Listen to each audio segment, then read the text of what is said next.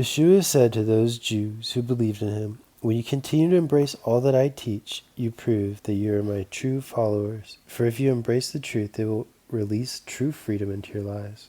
Surprised by this, they said, "But we're the descendants of Abraham, and we're already free. We've never been in bondage to anyone. How could you say that we will be released into more freedom?" "I speak eternal truth," Yeshua said. When you sin, you are not free. You've become a slave in bondage to your sin, and slaves have no permanent standing in a family like a son does. For a son is a part of the family forever. So, if the Son sets you free from sin, then become a true son and be unquestionably free. Even though you are descendants of Abraham, you desire to kill me because the message I bring has not found a home in your hearts.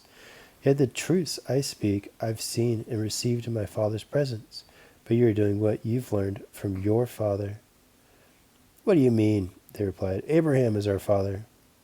Yeshua said, "If you are really Abraham's sons, then you would follow in the steps of Abraham. I've only told you the truth that I've heard in my Father's presence, but now you are wanting me dead. Is that how Abraham acted? No, you people are doing what your father has taught you." Indignant, they responded, "What are you talking about? We only have one Father, God himself. We're not illegitimate." Yeshua said, "Then if God were really your Father, you would love me, for I've come from his presence. I didn't come here on my own, but God sent me to you. Why don't you understand what I say? You don't understand because your hearts are closed to my message.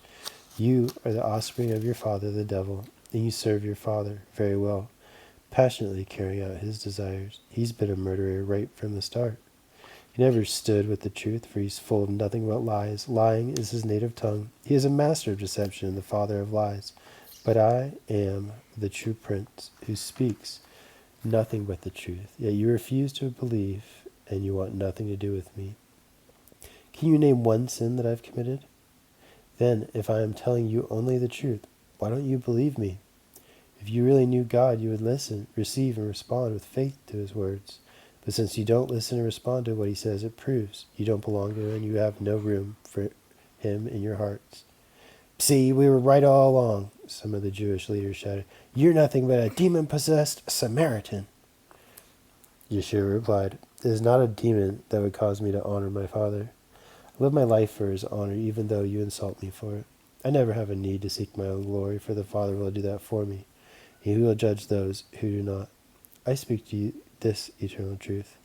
Whoever cherishes my words and keeps them will never experience death." This prompted the Jewish leaders to say, "Now we know for sure that you're demon-possessed.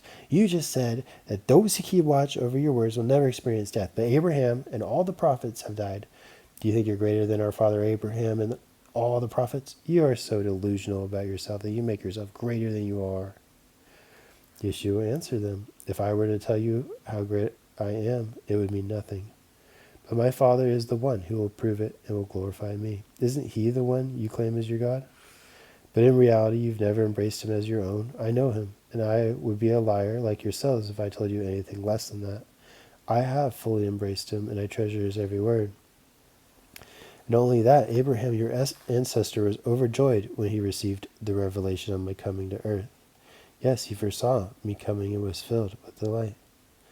But many of the Jewish leaders doubted him and said, "What are you talking about? You're not even 50 years old yet. You talk like you've seen Abraham." Yeshua said to them, "I give you this eternal truth. I have existed long before Abraham was born, for I am." When they heard this, they picked up rocks to stone him, but Yeshua concealed himself as he passed through the crowd and went away from there.